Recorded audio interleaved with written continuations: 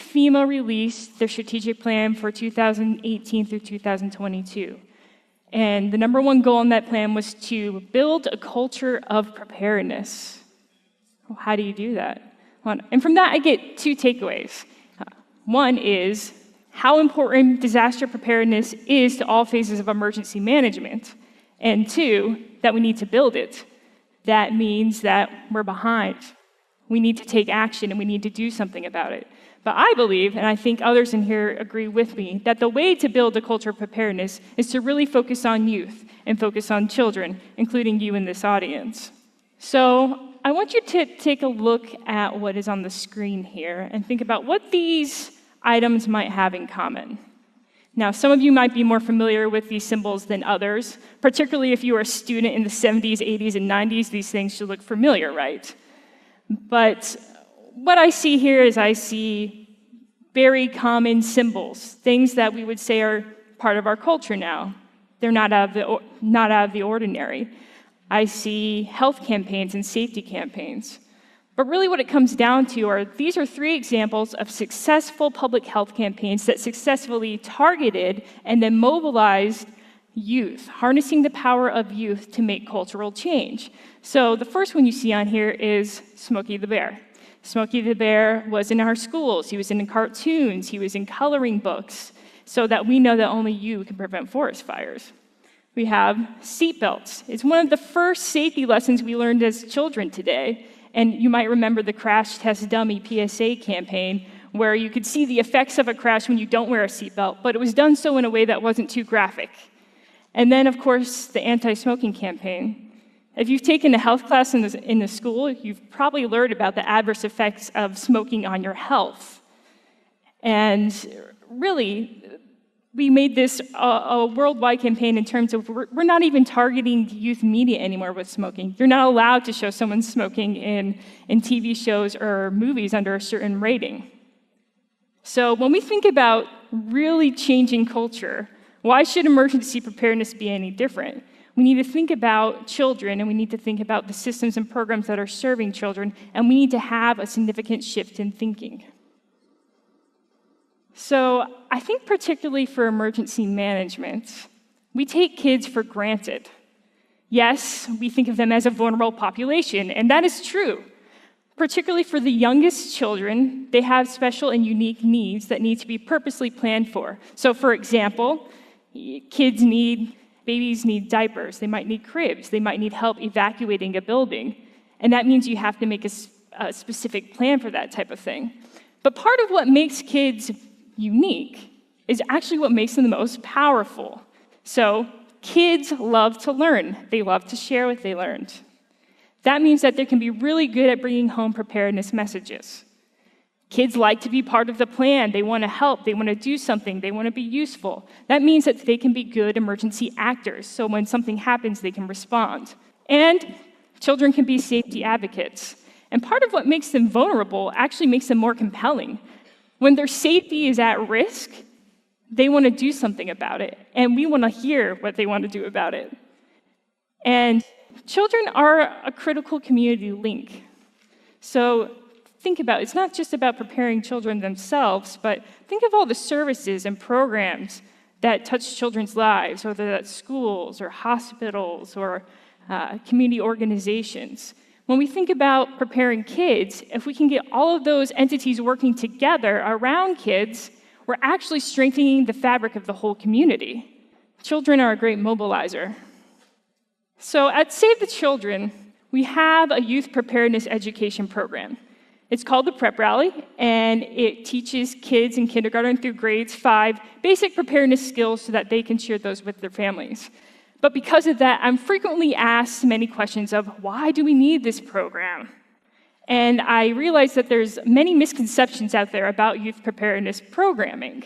One is that it's too scary. Why in the world would we teach kids about disasters? And first I want you to think about that and see if you can come up with an answer.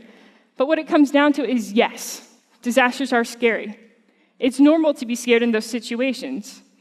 And kids should know that it's okay to be scared in those situations. But research shows that when we teach kids basic preparedness skills, they're better equipped to respond to a disaster and cope with the disaster afterwards. It's taking away the surprise of the unknown. Yes, we need to be considerate of children or youth who have experienced certain events or have a certain mental health disposition and be sensitive to those. Not all disaster preparedness education might not be the right fit for everyone.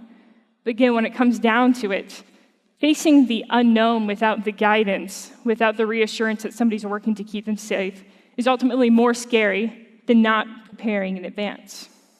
Another thing that I hear is, we're already prepared. Guess what?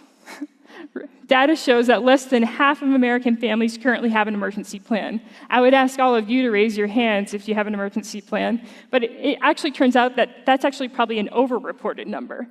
And when it comes to preparedness, it's not just about having a plan, it's about an ongoing activity. It's about practicing that plan, maintaining that plan. And those principles apply to youth preparedness education as well. We can't say, good job, everyone, you did your monthly fire drill, you're probably set for anything. No, we need to think about multi-hazard education that's repeated so that you can be ready for different types of disasters and different types of scenarios. And there's other studies that show that kids who participate in multiple preparedness interventions, more than two or more, that they're better able to retain that knowledge and put it into practice. It's an ongoing activity. And then another thing that I hear is, my child is safe with me. Well, that's great. That's great when your kids are with you. But guess what? Today and every other workday in the US, there's 69 million kids in school or childcare away from their parents. If you want a parent to take action, have them think about, where is your child right now? And what would happen if a disaster happened? Would you know what to do? Would you know what's happening at your child's school? And guess what? 41% of parents say, actually, no, I don't know where my school's evacuation site is. I'm not familiar with my school's evacuation plan. Yes, as adults, we need to be responsible and make sure that we're putting plans in place to prepare kids. But kids are in such a variety of environments, we need to equip them with the skills that they need to be prepared no matter where they are. So I've had many of these conversations over my career, but when it comes down to it, there's no satisfactory excuse for not investing in youth preparedness education.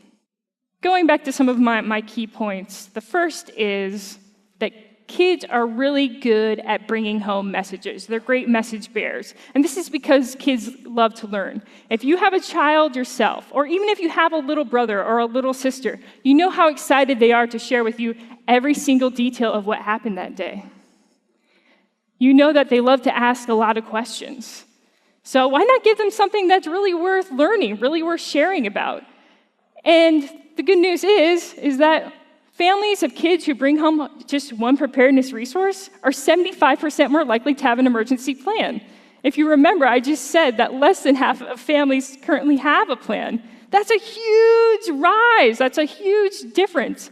It shows how far we are behind. If I'm an emergency manager, I'm thinking about what are the other critical messages that I need to be getting into children's hands to bring home?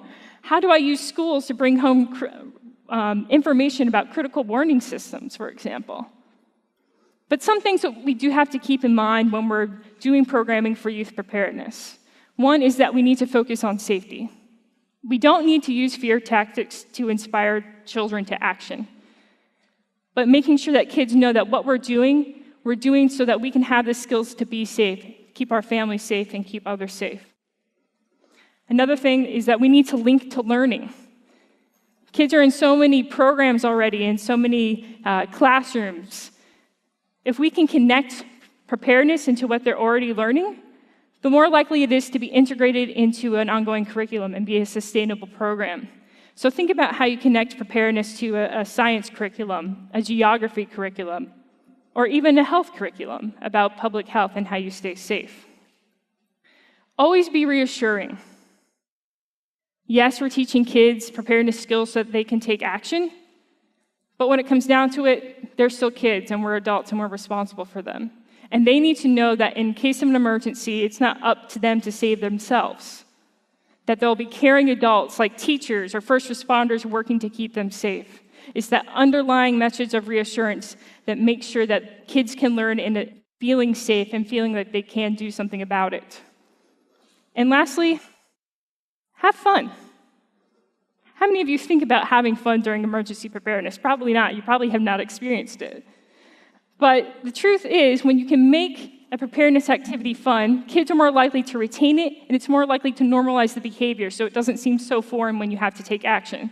So whether it's having a disaster supply relay race so kids can know what needs to go in their disaster go bag, or having a drill and trying to do it quickly next time or more quickly next time so that you can time it and improve as you go, make it a competition. Those are all acceptable ways to help include emergency preparedness into a curriculum. And so let's think about how are we going to get messages in the hands of kids so that they can get home to the families that we serve. Children are also capable emergency actors. Kids want to play a role in your plan. Give them the skills that they need to do so. By doing so, you're empowering them to take action. And what we have here is the levels of safety awareness from our friends at Safe and Sound School. And what you can see here is that from very early ages, kids can take simple steps to play a role in response. So even from pre-K to kindergarten, kids know the difference between evacuation and shelter in place, and they can follow instruction to do those safety actions.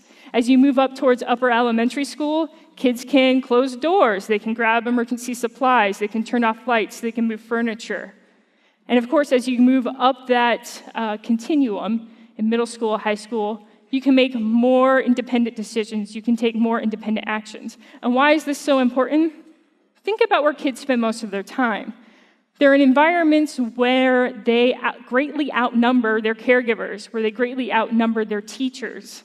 So if they can play a role in response and know what to do, it ultimately improves the safety outcomes for the community that they're in. And kids can save lives. You've probably heard stories of that on the news before, how a child heard a fire alarm and got people to safety. But one example of this, and one example of successful preparedness education, is following the 2004 Thailand tsunami. So during that tsunami, there was a girl named Tilly Smith, who was 10 years old at the time, on the beach on vacation with her family. She was looking out over the water and noticed that something just wasn't quite right. She had heard something about this before, and it clicked for her that what she was witnessing is the warning signs of tsunami, and that they need to get out. She warned her family, she warned the people around her, and in the end helped save the lives of nearly 100 tourists on the beach that day. 10 years old, was able to put that learning into practice and save people's lives. So what are we doing to empower children as emergency actors themselves? And children are very powerful advocates. Children are 25% of our population and 100% of our future. They are our future teachers. They are our future policymakers. They are the future of emergency management. They have very powerful voices, and when something threatens their safety, when their safety is at stake, we listen. An example of this is just a few months ago when students from Parkland, Florida, started a national movement around school safety. The world listened. But students and children are also powerful advocates among their peers. And an example of this is my friend Aria. Aria was only 4 years old when the Moore, Oklahoma tornado ripped the roof off of her daycare center. Her life was saved because her care provider was holding onto the toilet and holding onto Aria's leg as she was being sucked out the roof. Now, that would be a traumatic experience for anyone. But for Aria, what helped her recover is that she knew that she could help other kids be prepared. She knew that she could help other kids stay safe. So she helped create a song and dance called the Prep Step, which teaches kids 3 basic steps that they can do to keep their family safe in emergencies. Last year, 100,000 kids did the Prep Step with Aria, and they are now more ready for disaster. Kids are powerful advocates. What they deem important right now, what they're learning about right now, what they see the adults in their lives value as important, is what's going to be ingrained in them to carry on with them in the future. It's going to be what they want to pass down to the next generation. Emergency preparedness needs to be part of that conversation. It needs to be part of what is normal. And children are a great community link. So the National Center for Disaster Preparedness, Columbia University, did a study and found that children are the bellwethers of resilience. What does that mean? It means after a disaster, how well children can cope and recover, and how quickly they can cope and recover, is a very good indication at how the overall community can recover. So what this means is not do we only need to prepare youth themselves. We have to prepare all the systems, programs, institutions that serve children so that they can be ready when a disaster happens, so that they're ready to recover. If you take a look at the graphic, it's not just about preparing youth themselves through education programs. It's about ensuring that those kids bring the messages home to their families, that their families have an emergency plan, that their families know what the plan is at their school and childcare, and that there's an open line of communication there, that schools and childcare have strong emergency plans themselves, and that they're a part of the community emergency plan, making sure that they're sitting on local emergency planning committees so that children have a voice. And then working collectively to ensure that at state and national levels, that policies are in place and regulations are in place to ensure that children can be safe before, during, and after disasters. It's a layered approach. It starts with children and it ends with children. They're the great connector. A very practical example of this is a project called Resilient Children, Resilient Communities, which Save the Children does in partnership with the National Center for Disaster Preparedness, Columbia University. And within this project, we run two pilot communities, community resilience coalitions that bring together multiple stakeholders from the community. So this is representatives from health, hospitals, schools, childcare, juvenile justice, emergency management. They come together in the room and they talk about where are the gaps in protecting children in emergencies, and they create action plans to help address those gaps. And why it works is because it's community-led. It's community-driven. They know their strengths, they know their weaknesses, and they can plan to that. And that's why that program is sustainable. So when we think about children, it's not just about the children themselves. We need to make sure that we're supporting the community around them. And sometimes it's easier to motivate people around children than just for themselves. It's one thing if you ask somebody if they have an emergency plan, they're like, oh, I'm all right. But again, when you make it about their children or make it about protecting their future, they're more likely to take action. So what can emergency managers do? They need to make a change, for sure. For one is they need to invest in youth. Right now, less than 1 cent of every $10 in preparedness grants is dedicated to children's safety. And that doesn't add up. If children are on average 25% of the population, they're not getting their fair share of the pot. And what it means is making sure that even if you're not investing specifically in youth preparedness programs, how are you supporting the services that serve children? Ensure that children have a voice at the emergency planning table. That's making sure that you have representatives from schools and childcare there. Maybe you have parents at your planning committee. Maybe you have students, teenagers who want to voice their opinion. It's so important that you consider what their needs are and what they consider their biggest threats when you're doing that analysis. Make sure that they're there. And also build relationships with child-serving institutions, particularly schools, particularly education settings. Why? You can help them with their emergency plans. You can let them know how you're working to take care of them. We need to strengthen those bonds between emergency management and child-serving institutions. Too often we say that we live in different worlds. We say we speak different languages. And to some extent, that's true. That's why you need to build the bridge. As an emergency manager, you might not be the best person to talk to children about preparing. That's fine. There's a whole profession that is meant to. They're teachers. So if you can give them the resources and tools that they need to help provide that preparedness education, you're going to be better off and you're going to be stronger as a community. I think the good news here is that for emergency managers, you don't have to start from scratch. There's a movement going on. There's a groundswell of things that are taking place across the nation that is really promoting youth preparedness. One is this national strategy for youth preparedness education. It's led by FEMA, but it has 65 affirming organizations that work together to share resources, share programs, and maximize the collective impact of what we're doing for youth preparedness. And Save the Children is a proud affirmer of that group.